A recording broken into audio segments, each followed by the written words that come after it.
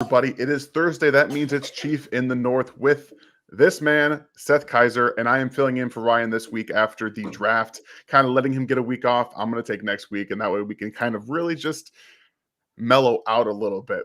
But by all accounts, this was an absolutely fantastic draft for Kansas City, and we are going to get into it right after this.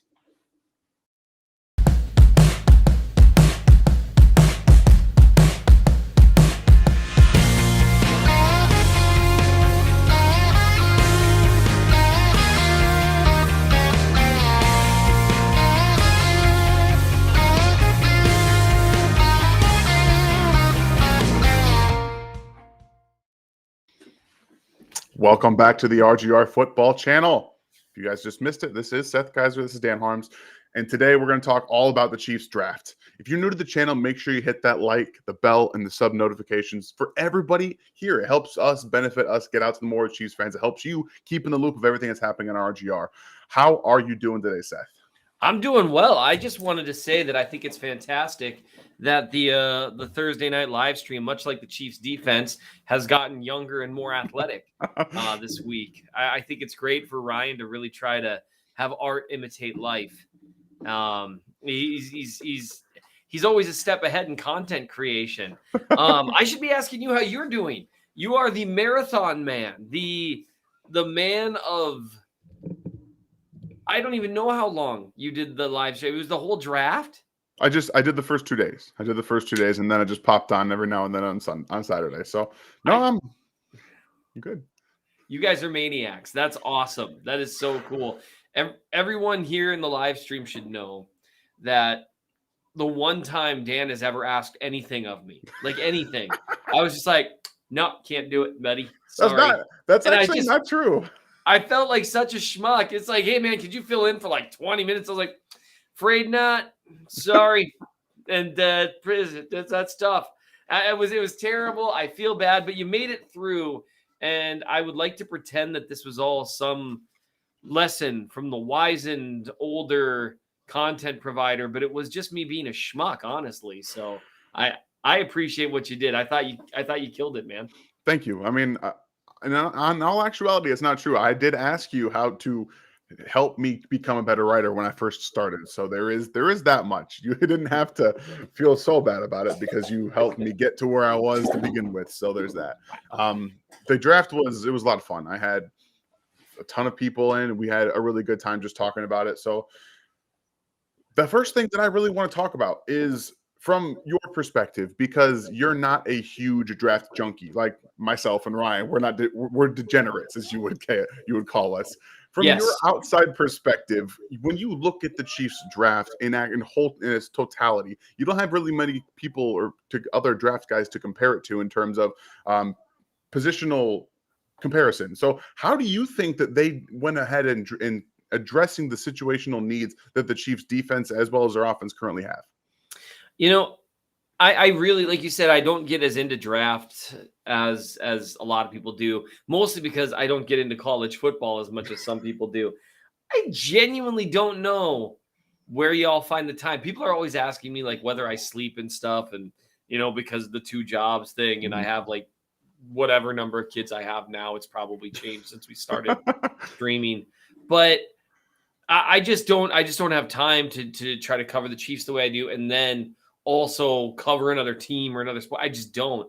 I mean, I could, but then my wife would leave me, and a big part of my brand would go away because a big part of my brand's talking about her. So I don't know anything about it. I do try to pay attention to what other teams do draft day, but obviously I don't, review the film of the prospects they took usually, unless they're people that I looked at before. Jalen Tolbert, man, would love for him to be a Chief. I'm happy with how things turned out. It's so close. I thought they might double dip. I thought they might too. Maybe. I don't see why not. But so for me, I really do take a Chiefs-centric approach. And the biggest thing, and it goes with the joke I made about Ryan, you can see a theme in this draft. I mean, obviously, I'm sitting here, and it's hilarious looking at their first 6 picks. Mm-hmm. You got one dude on offense. One. And as a wide receiver, and everyone knew they were going to take a wide receiver. Mhm. We all knew that. And to me, that's the theme of the draft. I mean, getting younger is an obvious thing. You do that with whoever you draft. They also got much more physical and much more athletic. Now we'll see how it plays out, because that's one problem I have with trying to like postulate forward what's going to happen. How are these guys going to work out? But because you just don't know how things are going to translate. But on paper, they got a lot faster and a lot meaner. Two areas that they struggled last year. So that to me was like the theme of the draft was, we have to do something about this defense. It's a problem. Oh, and we need a wide receiver. Yeah, right. They were just it kind of, and the best part about the whole wide receiver getting Skyy Moore was that they said, "Hey, Bill Belichick, I know you want a receiver. Why don't you come up, give us a 5th round pick, and then you go ahead and overdraft a guy." And then they just let other receivers, Alec Pierce, George Pickens, go, and they got the most NFL ready receiver. Like right now, he's going to play and he's going to be good. Like he's just going to be good. And Absolutely. and they turned that 5th round pick into possibly their eventual right tackle starter if Lucas Niang doesn't end up working out for him.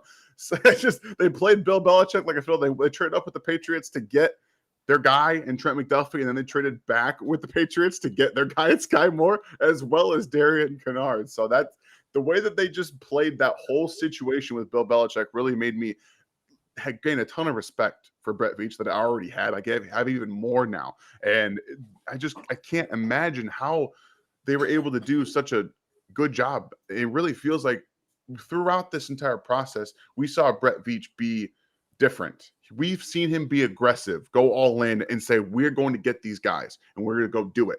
And the board fell to him in a different way than he expected it to, than a lot of people, I think, expected it to. So they saw Trent McDuffie. They said, okay, this is our guy. We're going to go get him. And then they just played the board. They said, all right, we have our edge at 30, pretty much our number one edge. Like we all know that George Karlaftis fits exactly what Steve Spagnuolo wants to do. He wants to collapse that pocket. Okay. That's what George Karlaftis is going to do. He's going to get in there and push some tackles and some guards around. And then they waited. They just continued to wait and wait. And it was really refreshing, honestly, to see Brett Veach just take a bunch of shots at secondary, because he was like, last year, I see this offensive line. It's bad. It's so athletic, but it's not very powerful. They have no mean streak in them. So I'm going to go ahead and I'm going to change that in one off season. And he did. Then this defense, it's kind of slow. They don't tackle very well.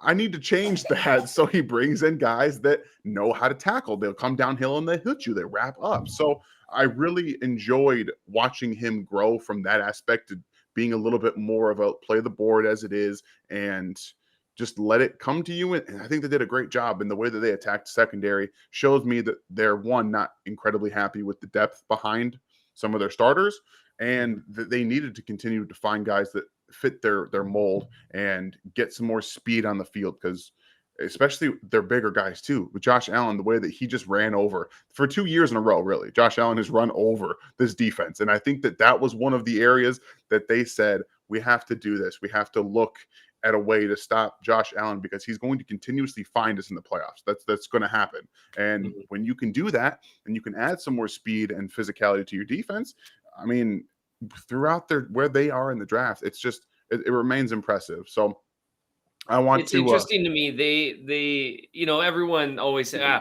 we want fast, physical players. It's not like anyone's out here saying, I'd really like some slow, weak players.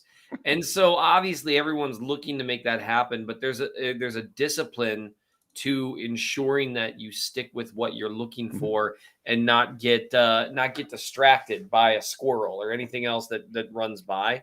And that's an interesting thing you said with regards to patience and the board falling. Every year, the Baltimore Ravens get praised for their drafts. Yep. Usually their drafts go really closely with the general consensus that you see on draft Twitter. Their drafts work out better than a lot of teams. It's not quite as crazy as the difference is on draft night, right? Because, draft grades are going to be good if you're going with what the consensus guys are with draft Twitter. And that's because that's all we can do. We can just say, well, we liked that dude. We'll see how it works out. But one thing they do very frequently is they just do the obvious thing. Mm-hmm. They do the obvious thing when Travis Jones falls to you in the 3rd round, you pick him. Yep. I'm still like that. That's the only thing. Like, Chiefs could have had Jones. I was like, Yeah. a little more help on the defensive line would have been nice. That's an area that I'm still just a little like, that could have been that would have maybe kicked it to like an A++. Yeah. But really letting the board fall to you and understanding that while there are going to be runs on position groups of players that you want, there's also, that means, a bunch more wide receivers got picked than we thought. Well, that means a safety like Bryan Cook is available. Mm-hmm. That means, there's a run on interior linemen all of a sudden. Well, that means that maybe you get a few guys that fall that you just don't expect to. Maybe George Karlaftis is available at the end of the 1st when you thought he might not quite be, depending on how the rest of the board fell. And that you're always going to have guys fall. You just can't panic and keep trying to trade up to get your guys. And that seems to be a lesson they're learning, to at least have a balance there, to where you somewhat let the board flow to you. And then you somewhat, you pick a few guys. Trent McDuffie was a his guy thing. They viewed him as the 2nd or 3rd best corner in the draft. And they clearly, from the way they talked, viewed it as you've got these top 3 guys, then a gap, and then everyone else. And they need a dude who can play this year. Yeah. And that's ideally, from a mental standpoint, if it translates to the NFL the way one hopes it would, with the responsibilities he had in Washington, he should be a guy who can play right away this year and not be a weak spot. So I appreciate what they did too. It was a very fun draft to watch. I can't remember the last time the Chiefs had a draft that was so like roundly praised by virtually everywhere. Even when they traded it to get Mahomes, that was mostly praised, but there was a loud minority that thought that's crazy. Mahomes is a project, blah, blah. We all know. I can't remember a time they were praised this much. Because even after the Jared Allen draft, which, I mean, so Dan, you're a young guy. Jared Allen was a defensive end who played for the Chiefs many years ago. Yeah, and he went to play for the Vikings, right? Like he ended up going somewhere. That dude who played for the Vikings. That guy who was a Viking, yeah. and that was the last time, it was in 08, that they had that kind of draft capital. And so, and then, but they came away with some good players then, but it was still like, there was like, it was a good draft, and you're always going to consider they had a good draft, usually, unless you really screw it up. When you've got, 2 picks in the 1st, 2nd, 3rd, and 4th round, you'd have to screw that up to not have at least a decent draft. Now it's possible, but I can't remember. I mean, every pick, it's not that just that they had a lot of picks. They got praised for value on McDuffie, on Karlaftis, on Moore. Yeah. It depends on Cook and Chenal. More so with Chenal, they got a lot of praise for that one. With Cook, it was more like, here's what's interesting. Cook was considered a good pick, at least as far as I can tell. A lot of people like him, and I like him too. I just published his film review, and he's like kind of like one of the forgotten guys because everyone loves the rest of these guys so much. So it's been kind of an interesting thing. That's how you crushed a draft, when like the guy that a lot of people like is like kind of the forgotten guy. And Terry Mitchell, I see your comment. Jared Allen was a beast. He was a beast. So we're going to go ahead and address some of these super chats. Thank you, Brandon, for the super chat. Leo Chenal highlights look like real life water boy. You're not wrong.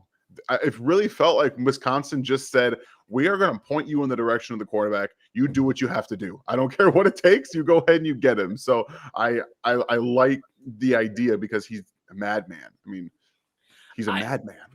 Yeah. Well, he's an interesting player.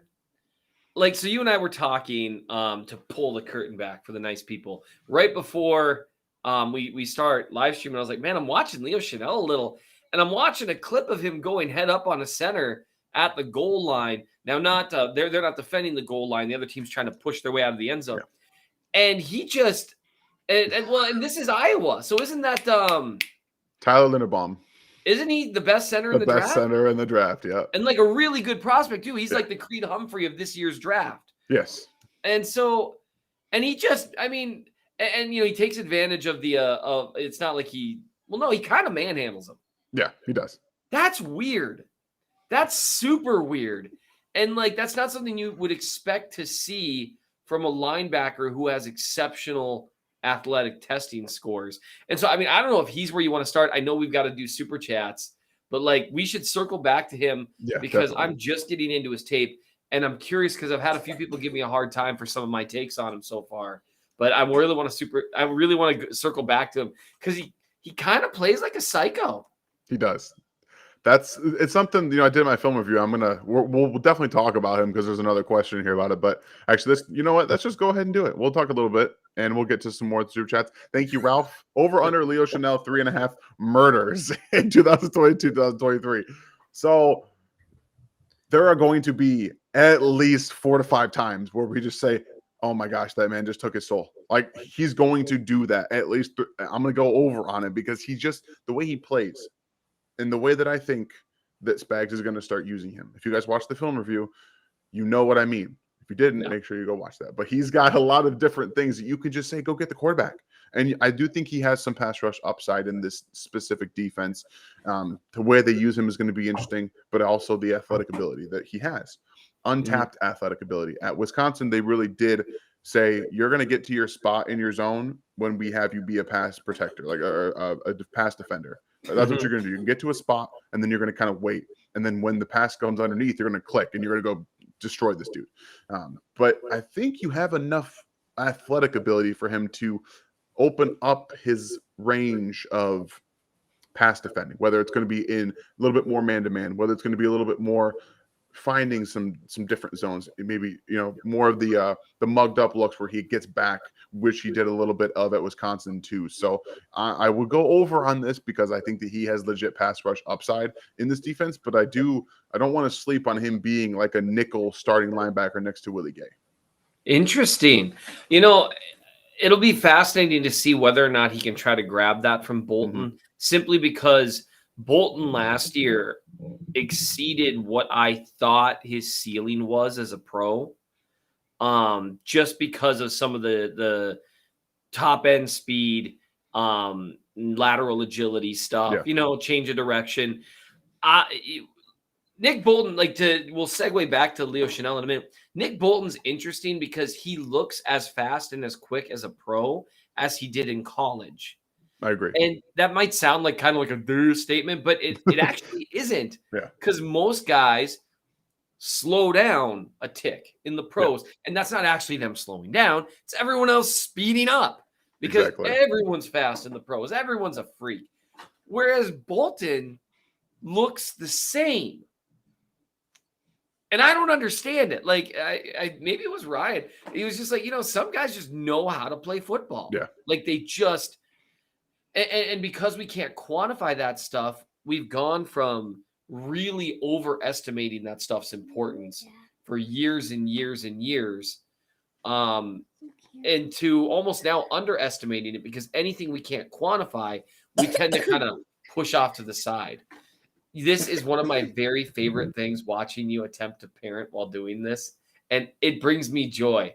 I don't know why you don't have your kid on your lap, because that's the way to do it. I will, but she's in the middle of her process of getting ready for her movie, so she's playing a little bit right now. Kick him in the head.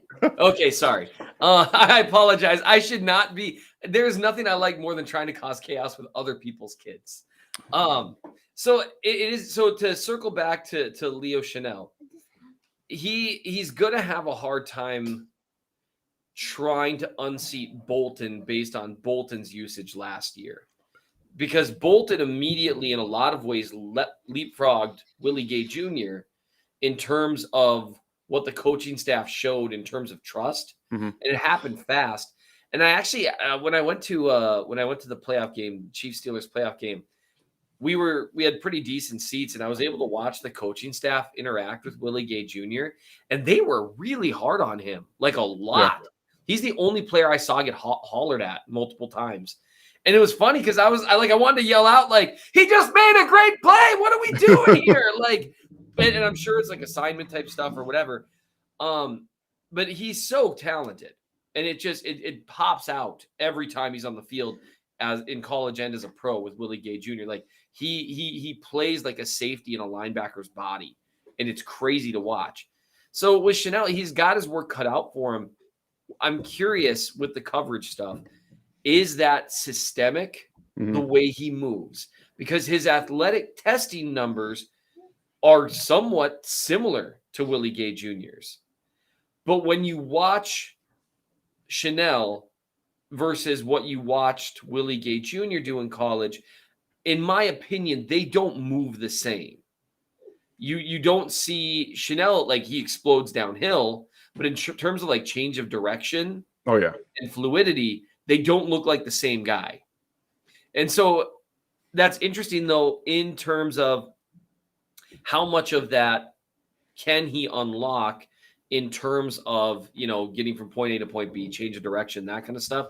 How much of that is, well, this is what they're asking me to do, so this is what I'm going to focus on, versus some stiffness as an athlete, which that sounds terrible to say. When I say that in comparison to Willie Gay Jr., Gay is one of the best athletic linebackers in the NFL. Like, he is one of the best athletes at the position. So to say he might not be the athlete Willie Gay Jr. isn't like some kind of, it's like saying Skyy Moore, well, it's not quite like saying this, but close. It's like saying Skyy Moore's not as fast as Tyreek Hill. It's not a dig, it's just a fact. Yeah. And so I'm curious about that. You've looked at his film already, and if you think he looks like he could be comfortable in some of those zone drops, that's really all he needs to do. Yeah, that's the biggest thing. It's going to be the trust that they have in everybody else. If they have that in Nick Bolton right now and Willie Gay, which as we go forward, we're going to see Nick Bolton beat the mic. That's what he's going to be. Yeah. And that's it. So you have to start to figure out, is Chenal going to be that true Sam / overhang linebacker, which I think he probably will be. It makes way more sense to have him do that. And then you can still have your two guys in Willie Gay and Nick Bolton as nickel. But I think about how the different ways they're going to use these linebackers. You can blitz Nick Bolton a ton. Like, the downhill speed that he has is phenomenal. And you can do the same with Chenal. So I think they might start to get a little different with it. Maybe bump George Karlaftis inside and have either Nick Bolton or Chenal as that over stand-up linebacker / rusher off the edge. But you can switch them too. Like, you could just go back and forth because they offer that same type of get to your spot in cover skill set. But there's a lot of different things you can do, but I hold the reservation to change my opinion about Leo Chenal as he gets into the NFL, because as you watch him in college, he definitely moves faster, but it might change in the NFL. Right. We have to wait and see, like you said. I would like you to handle this super chat as I get my daughter's little movie ready. I'll be right back. The murders one? That seems sick. This one. Yes. All right. I'll take it and run. I think you should have to get her ready for bed in front of us all. Oh, I can't believe we could have graded your parenting. That would be fun. You can't see it. It's going to be right here. You do your thing. All right. So, Leon, thank you for the super chat. I appreciate it. I think we gave too much for McDuffie, 94, 121. The draft was loaded with cornerbacks. I can understand actually feeling that way. I'm not thrilled at the value they got trading up in terms of, I really like the player. Compared to some of the trade ups that you saw in terms of what teams had to give up to move up more spots, I thought that the value that the Chiefs got, I think the Patriots were able to get definite value for that. The Chiefs paid to play there. And that's just kind of how it goes. I think they saw three corners that they viewed as guys that could start this year. And they saw three corners that they viewed as better. Like, I mean, a definitive, not just like, I mean, we're talking like a tier 1 and tier 2, but to me, unlike with the wide receivers, where you had a little bit of closeness with those top two tiers, I think you had a definitive, drastic difference, especially in terms of at the cornerback position, when you've got guys like McDuffie, who looks like a really good fit in Steve Spagnuolo's system in terms of the way he played zone coverage, the way he just almost never made a mental mistake in the games that I reviewed. And Washington asks a lot from their corners. They're not just playing, press man and every single snap. And I mean, that's good in its own right for a lot of reasons to see what a guy can do there. But he was asked to play in a variety of spots and a variety of coverages and execute a variety of assignments. And he did it really well really fluidly. And normally a smart corner, Briscoe said this once, that's kind of a euphemism for he's slow. And the thing is with McDuffie is he's not slow. He's got that intelligence and he's got some physicality to his game, but he's also an exceptional athlete. And that's really hard to find. So I do think they had to give up a lot of value to get up there. I wasn't thrilled about that. But I think that's kind of the price you pay when you go into the draft with a defined weakness. And the Chiefs went into the draft with 2 defined weaknesses. Really more, honestly. I mean, their defensive roster was a mess. And it still might be. We don't know. Every one of these picks might not work out. Yep. We never know how it'll go. But they can't. When you come in and you've got, especially at corner and defensive end, when you have gaping holes in your roster there, they're lucky they didn't have to trade up for a guy that looks as pro ready as Karlaftis does. Like that was his particular shortcomings in terms of length and bend gave them an opportunity to get a guy who really was more productive at the college level than a guy you should be able to grab at pick 30. So I get it. I think they had to pay to play there a little bit more than I would have liked, but it meant not having to take as much of a risk in the cornerback spot. And then I think you take the rest of the draft. That's another sign of them saying, we need corners. Mm-hmm. And with the draft, every other pick is going to bust. If only every other pick may bust, you've done an incredible job with the draft. Maybe 2 out of every 3 are going to bust. And so it's like, okay, we need corners. Let's grab 4. Let's grab 5. Yeah, right. And hopefully 1 or 2 of them work out really well. I dragged that out the whole time. Apparently we're behind. I saw Angry Drunken Gnome saying that we're even farther behind than Ryan, which is impressive. Yeah, we're gonna go ahead and click through. What I'm gonna do is I'm gonna get through the super chats, and then when I get caught up in the actual chat, we'll start to answer some questions so that way we don't lose everybody. If you've already asked one, please try to ask it again, and we'll try to rapid fire through them. Okay. Oh, and remember, people, this is the Thursday night stream. This isn't a Q&A. We do what we want. We're crazy like that. So we may or may not get to your questions. I promise that if you do ask a question via super chat, we will answer it.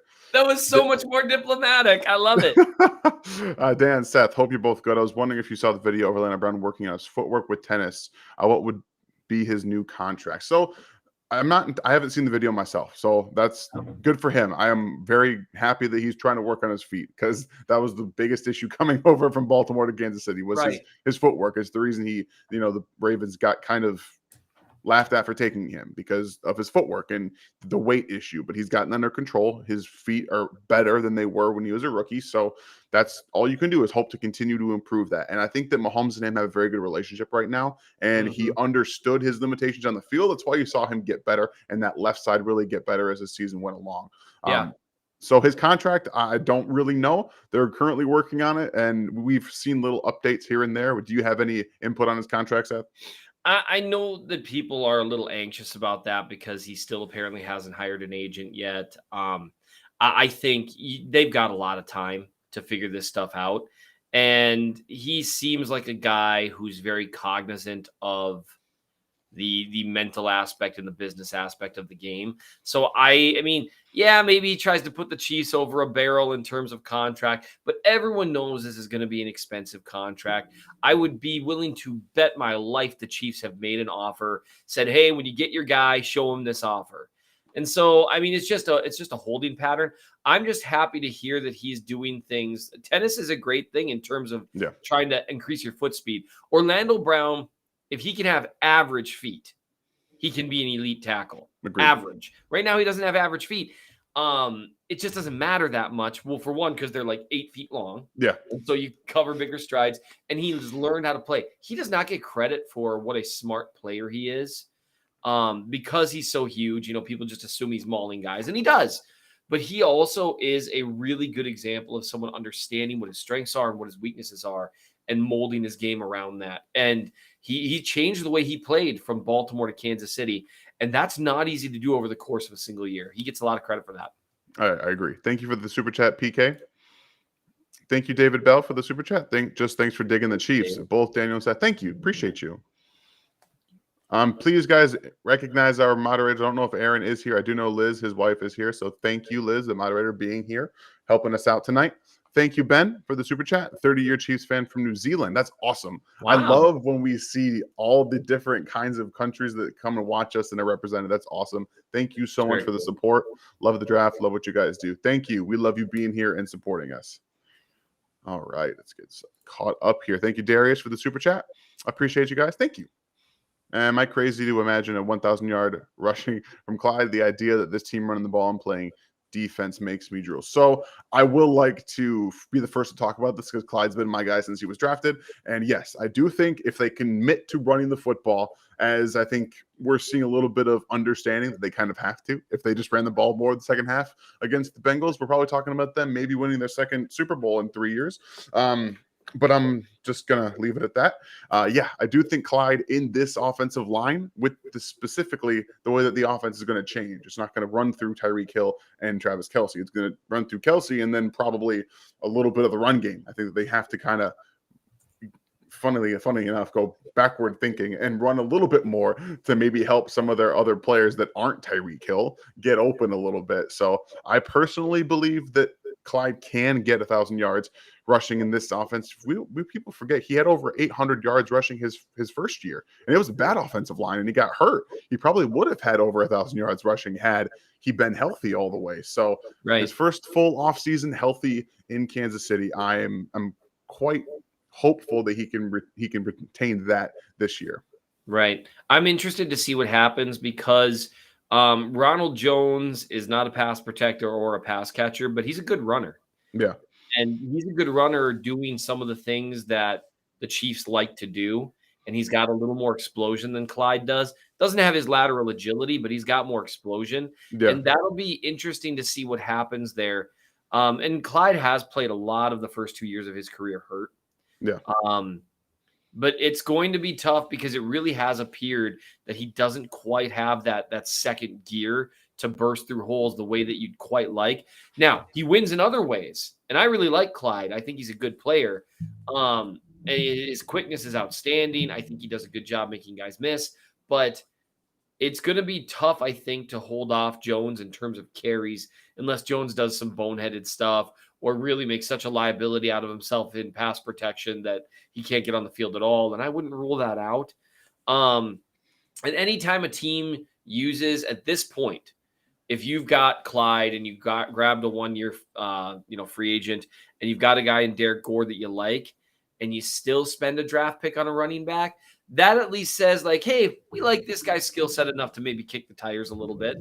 I don't know. Have you checked out Pacheco yet at all? I've looked at him, and he screams special teams return guy to me, like kick returner. Like that's what he's probably going to be. Same running style as Byron Pringle as a returner, in my opinion. He's got that vertical explosion, can kind of make you miss sideline to sideline every once in a while, but he doesn't have, as a running back, that vision. He's far too I just want to get this outside, get it outside, get it outside. He doesn't, yeah, that's exactly what he was. So that's what he looks like running too, because he's a big dude that has surprising explosion. Yeah. I don't know if he knows how much how to pick his way through, because as a running back, that just not everyone can do that. Yeah. It requires this like ability to process the things in front of you and react in a way that not many people can mentally do. And that's why, like Niall Davis, if he'd been able to do it, he'd have been a 1,000-yard running back for 10 straight years because that dude was an incredible athlete. Yeah. He was such a good athlete that he was an okay pro with no vision. So it'll be interesting. It's interesting to me. So you think he might be a Taub special, just like now we'll grab this guy, be happy, leave us alone, have great special teams for like the 40th year in a row. I think that's definitely what I expect out the gate. Now, developing the vision, maybe you see something else. Maybe you can let Jones go after this year because you have that speed guy. Who knows? Right. We'll just kind of have to wait and see how that works out. Thank you for the super chat, Darius. Welcome back, Holly. Thank you for being here tonight. So Garrett Dieter has been waived again. Over under 70% probability he ends up on the Chiefs practice squad. There's almost that over. I was about to say there's like a 99.9% chance he's on the practice squad. Look, I am a former Nazarene Baptist. I don't bet. If that the over under at 70% probability went live on Vegas, I would take out a second mortgage on my house. drain my savings account and sell one of my kids just to bet on this because I would make all my money back. That would be guaranteed money. There's no way guaranteed. Or I'm not going to volunteer to eat anything because I still owe people a ghost pepper. So yeah, we'll see how that one turns out. Thank you very much, Holly. Thank you, Iced Pyro. Hey Seth, are you still gonna chart Josh Allen? That is such a great memory. Yes, I plan on it. We are now post draft. So Dan, I don't know if you know this. The AFC Championship game was not the AFC Championship game. The divisional round was insane. It was just absurd. Everyone knew that. I charted like I do every snap of Mahomes afterwards, doing all the usual stuff, and it was the greatest game I've ever charted.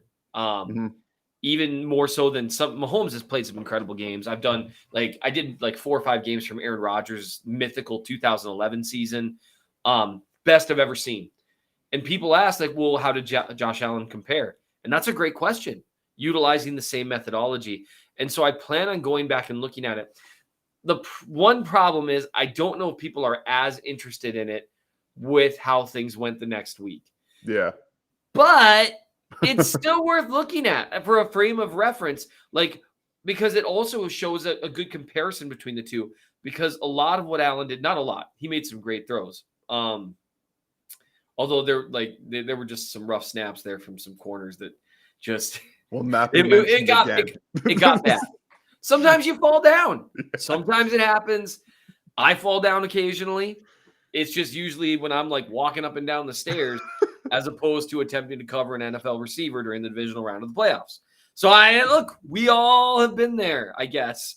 But Allen did a little more with purely his legs, did a little more first read from the pocket type stuff because things were working out.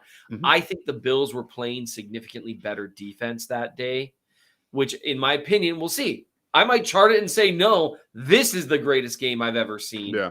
But based on what I've seen from a preliminary standpoint, because I've rewatched that game probably a zillion times, Allen was taking what the Chiefs defense was giving him.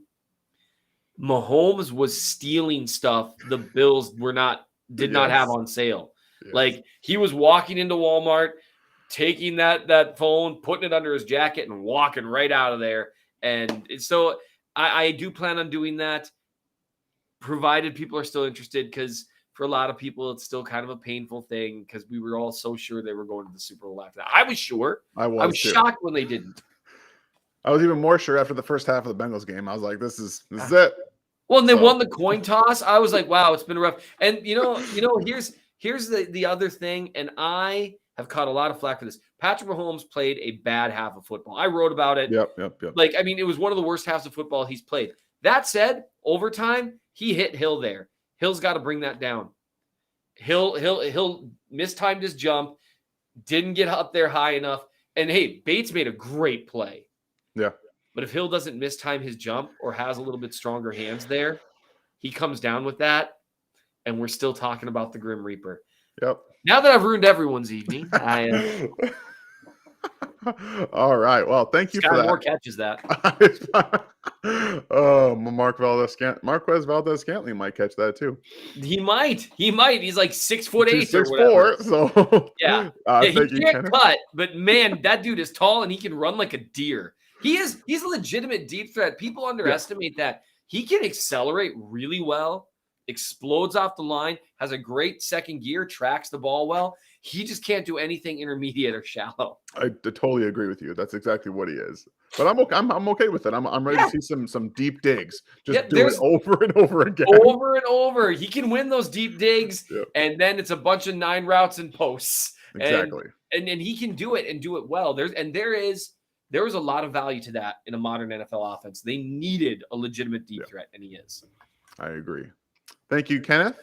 Who would you like to win the open spots on the roster, and what do you think of Ross? So once we see how the 90-man roster comes together, I'll have a much better idea of who I want to win those roster spots. But if we're talking specifically wide receiver, I think there are 2 spots available. I think you have Skyy Moore, you have Juju Smith-Schuster, you have Mecole Hardman, and you have Marquez Valdez-Scantling. Your 4 locks. Outside of that, I think you have guys that you hope can get it with Josh Gordon, Cornell Powell, Justin Ross. They brought Corey Coleman in. I think those 4 guys, and Doris Fountain as well, all those 5 guys will be vying for it. If I had to say who I want to win those, it's going to be extremely biased, but I want Cornell Powell and I want Justin Ross to win those two spots, period.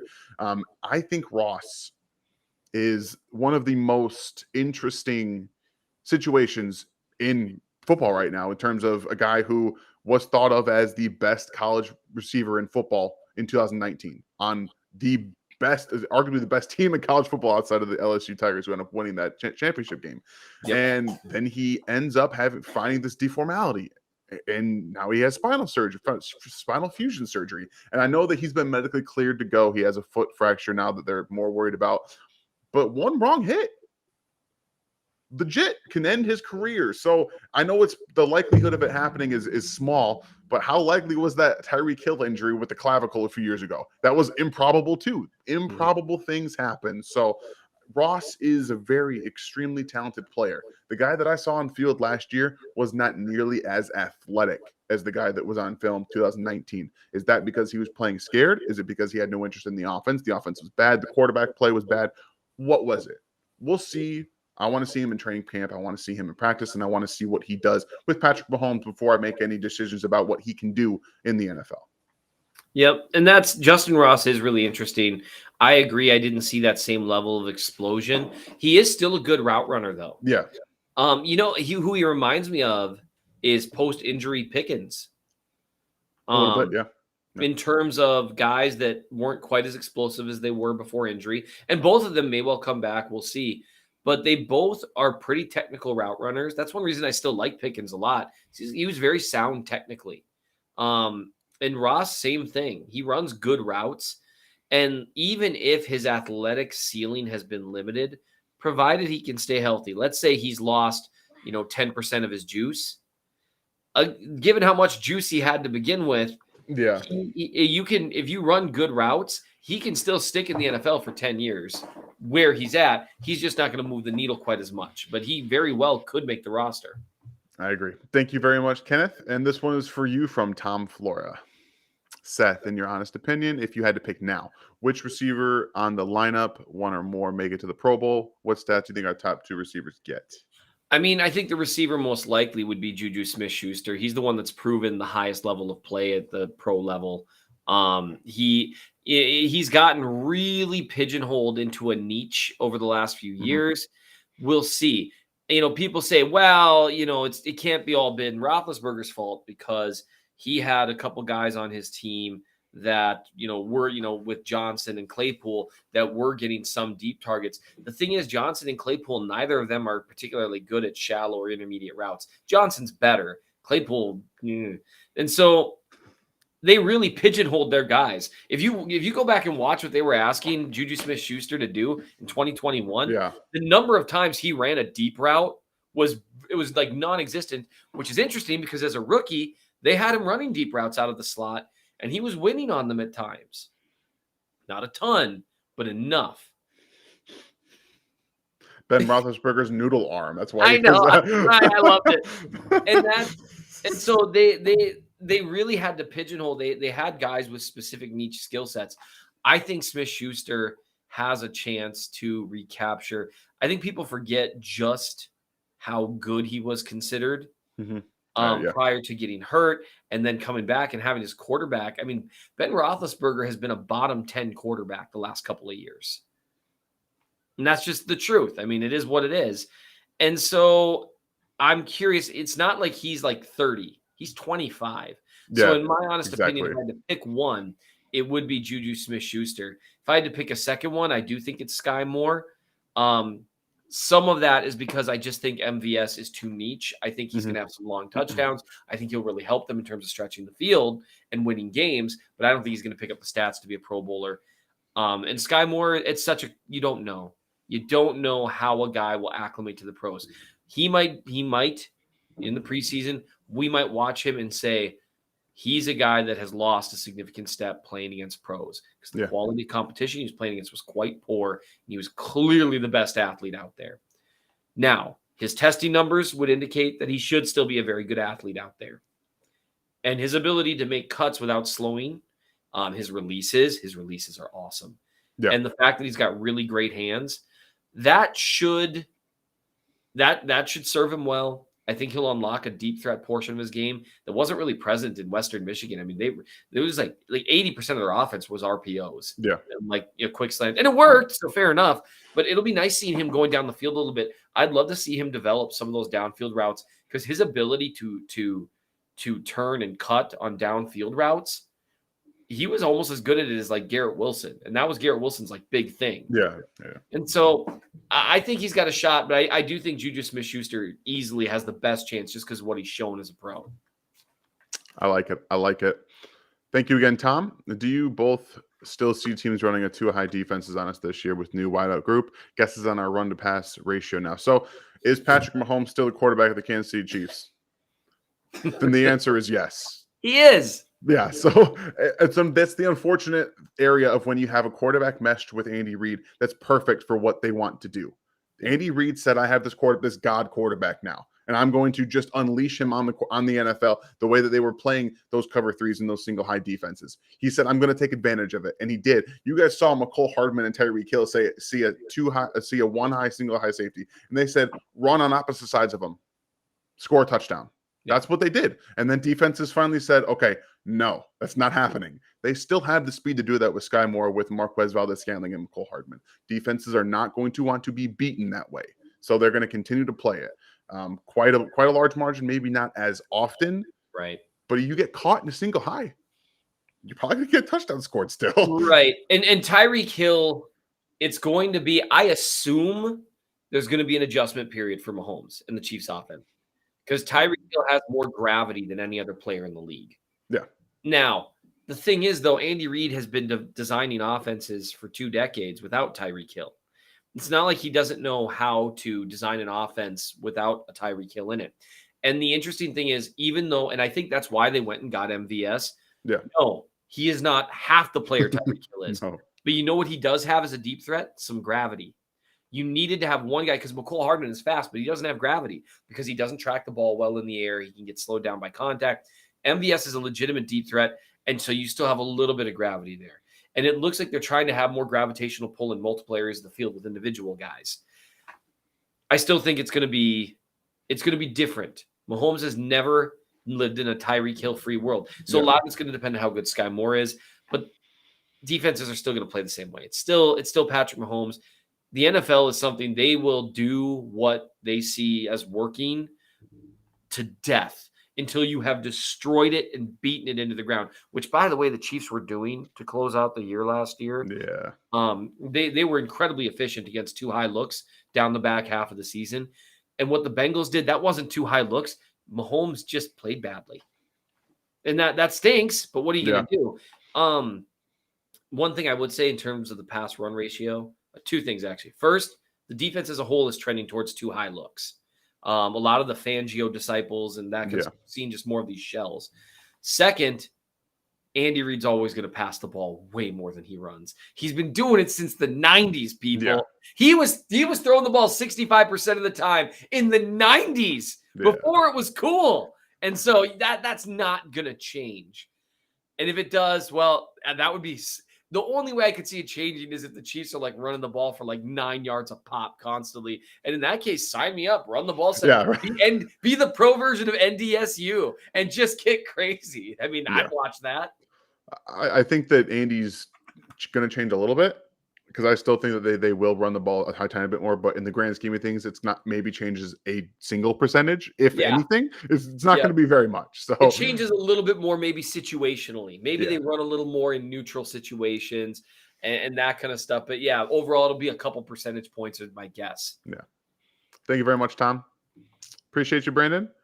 Do you think we still go after Ingram? So the way that UFA tag works is that he has the option to receive those more to receive offers. Okay, he can accept an offer, and if he signs with another team, then the Chiefs will get a compensatory pick. So that tag, and by after July 22nd, he will play for the Kansas City Chiefs this year. So if he doesn't sign anywhere else, he will be a Chief. If he does, the Chiefs will get a compensatory pick for it. So they with that tag, much like the Baltimore Ravens did with Justin Houston, they said, we're going to put this 1 year, $4 million contract on you. If anybody else wants to go higher, they can, but we're pretty sure that they won't. So that's how that's going to work. At least that's how I think it's going to work. Yeah, I mean, that was an unusual thing that demonstrates they understand they're in an unusual situation. I wish they'd gotten one more defensive lineman out of the draft, but you really counting on draftees to contribute as defensive linemen. I wish they'd gone a little stronger after a pass rusher. They didn't. For them to not take a step backwards, because the pass rush was inconsistent last year with Ingram, and Ingram was their best edge defender by a fairly sizable margin outside of like a 3 or 4 game stretch where Clark was doing about as well or better, and then that went away. You need Ingram back, and I think they know that. He's more valuable to them than he is to a lot of other teams. I agree. And especially with Karlaftis in the fold, I think his value increases because both of them rush the passer, at least Karlaftis did in the college level, pretty well from almost like a 3-tech spot. They do a pretty good job, even lining up on the outside shoulder of the guard. It's interesting watching them do that. Both of them can do it. And both of them, they take advantage of the fact that they're quicker than you'd think, even though neither of them are bendy. The way Melvin Ingram's career has gone, Karlaftis would be smart to watch a lot of his film because he actually has more length than Ingram. It's more size than Ingram. That's been the knock on Ingram for years, right? He's undersized. Yeah. He's really, he's got short arms, but he's made his living as a power rusher with tiny arms. That's incredible. And he deserves a ton of credit for such a long, successful career. The way he's done it is something Karlaftis should study because the way he's learned to win inside and outside with those physical limitations is something Karlaftis can imitate. Yeah, I think that getting him back in this room would benefit Karlaftis a lot. And the way that you could use them would benefit a lot too, because you're going to have George Karlaftis as your outside starter, in my opinion. He's going to be the guy on first, second down. But like you said, he could play 3-tech. So you bump him down and line him up next to Chris Jones with Frank Clark, and then you bring Melvin Ingram off the edge. I think you could really change the way that this defense can actually help pressure the quarterback from the interior with the way that Melvin Ingram wins so quickly with his first step quickness, as well as his speed to power. Like his speed to power is so vastly underappreciated about his game because he's a small dude, but he takes all of that speed in that first step and he just explodes through tackles. Right into kind of like a Carl Lawson type thing. Yeah, it's so impressive. So I think that can greatly improve the way that Karlaftis can play because you don't have to bend to win the outside. You just need to learn to corner. That's the biggest difference. You don't have to bend, but if you can start to corner and change the angle of which you're passing a defense, offensive tackle, and not upfield but around him, that's how you become a more effective pass rusher. That's it. Just change the angles. You're not trying to arc anymore. You're just changing that angle to where you're shortening it, but it's still kind of a straight line. Chiefs fans are going to hate this, but you know who was really good at that? Frank Clark. Yep. Seattle Frank Clark. He's never had much bend, but he was a high-level pass rusher in Seattle. And look, turn on the 2018 tape if you don't believe me. Just do it. And watch a guy who does not have hardly any bend win around the edge consistently, developing a really good long arm and altering that angle and getting it to where you're just still taking a straight line for the most part. Because Karlaftis, ankle bend doesn't change, at least that I'm aware of. But learning how to change those angles just a little bit, he can do that. And so I honestly think early career Frank Clark and Melvin Ingram are two guys that Karlaftis would do a lot of good watching and learning how they won. I agree. Thanks to everyone being in here. I know we got Stevie in here. I'm still learning how to do the whole live stream stuff with everyone's in here. So appreciate you being here, Stevie. Again, thank you, Liz, for keeping us up on the questions. I know that we get a little long-winded at times, but we do appreciate all of that. And again, this is a little bit more laid back. 600 people in here watching. Thank you guys so much. It's awesome on a Thursday evening. And we do try to keep it just kind of flowing with the traffic. And as right now in the middle of the off season, now that the draft is over, we have to kind of find more things to talk about. And I do think that spending a little more time on the defensive ends portion specifically and how the Chiefs can become a better pass rush unit was needed. So I definitely wanted to get that. Let me go back up here and get this. Here we go. All right. Do you have any last thoughts before we close off for the evening? Because I do have to put my daughter down at 7, and I don't want to have to deal with a child that doesn't want to go to bed. I would just say the draft was a lot of fun. It's really interesting to see them attempting a second defensive rebuild of the Brett Veach era. and do it in such a different fashion, right? Because this is not the first defensive rebuild, right? They had to completely rebuild the defense from 2018 to 2019. We all saw it, and that was when Spagnuolo obviously came on board. And they rehauled almost everything about the defense. And I'm fascinated because the way they rehauled the defense in part was trading and then signing Frank Clark to a huge contract, Tyrann Mathieu to a really big contract. They did a lot more free agency work there. Very much. Whereas here, they're trying to do it through the draft. Although they did sign Justin Reed to a somewhat similar contract to what they got Mathieu for, which to me, I extrapolate that forward. So it's a little bit less of a financial investment because the salary cap's higher. But I'm interested in seeing what it looks like doing it this way, because they did it this way the first time. And you could tell they did it in a way like, we've got a window right now. All we needed was one stop. They took the Hill Kelsey window. They got one Super Bowl out of it. They were so stinking close to 3 more. Yeah. I'm not saying they would have won all 4, or all 3 of those extra ones, but they came so close. D Ford being offsides, you'll never convince me they don't beat that Rams team. The offensive line just injury falling apart, and then Mahomes just kind of whatever. This is how spoiled we are, and this is what I guess I'll leave people with. This is how spoiled we are, is that we're bummed that in 2 Super Bowl appearances, that in 4 years, 4 AFC Championship appearances, 2 Super Bowl appearances, but only 1 Super Bowl. And I'm a little bummed about that. It's a good time to be a Chiefs fan. And all they need is for this draft on the defensive side of things to be half right, which is hard to do in the draft. But that's all they need. They need half these guys to work out the way they were hoping. And if that happens, they're going to be just right back to reloading. So it's an exciting time. It is. And you think about last year's draft, they hit 3 guys. They got guys that came in, were immediate impact starters. If you can find a way to, like you said, match that as you go in, get half, hit half. Okay. Like the Ravens had 6 picks in the 4th round last week. 6. So that doesn't happen very often. And they're probably going to hit on at least half of those picks. And that's why they've been so competitive yearly, because they draft well. We talk about, Seth mentioned it. These guys seem to fall, but they know exactly the players they're looking for. So, when they fall, they take them. Right now, it starts to feel like Brett Veach is like, okay, I know the players that will fit in what we want to do. I played the board. They fell to me. I picked them. Let's see how they work out. They might be able to start doing a lot of the same things with the draft that the Ravens have done over the last few years with the establishment they have in the front office and the solidification they have with Andy Reid, Brett Veach, and the ownership. Like there is a chance here that they find a way to continue that streak of success by finally figuring out the guys that you want in offense and on defense to maximize the potential of a Spags defense, to maximize the output of an offense that has to change every now and then. And I see Tom's trying to sneak one in here on me before we go. Thank you, Tom. Did you notice also the quality of character on our draft picks? And it has been said we got football players, but should pay off. Both should pay off down the line. Don't disagree with either of those statements.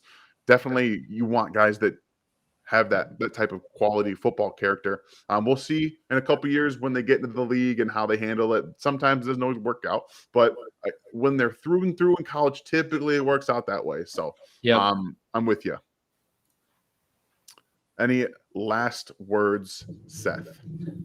You know what? You got to understand that if you give me the mic, you're going to be late. No, I just wanted to say thank you for hopping in and driving, Dan. I really appreciate it. Everyone here should know that Dan did the hard job here. I just show up and I'm like, hey, what should we talk about? And Dan did the hard work here, did the heavy lifting, which is very typical for what he's done for the channel. So we really appreciate you. A polite golf clap. Thank you for Dan. And I'm just excited to see how the rest of the offseason plays out. This is my favorite time of the year because there's time to go through the film. So exactly. I get to look at Josh Allen stuff in the divisional round. I get to look at every snap of Trey Smith if I want to. I get to do a Jody Fortson film review. I'm excited. It's going to be a good time. Yes. Yes, that's what we all need, a Jody Fortson film review. Once again, thank you all for being in here this Thursday night. Over 600 people at one point. Can't begin to explain the appreciation we have for you all, the support you continuously give us, and how all we're going to do is continue to find ways to make great content here for everybody involved. Make sure you have a great day. There's going to be more content coming this weekend, next week. Have a great day, guys.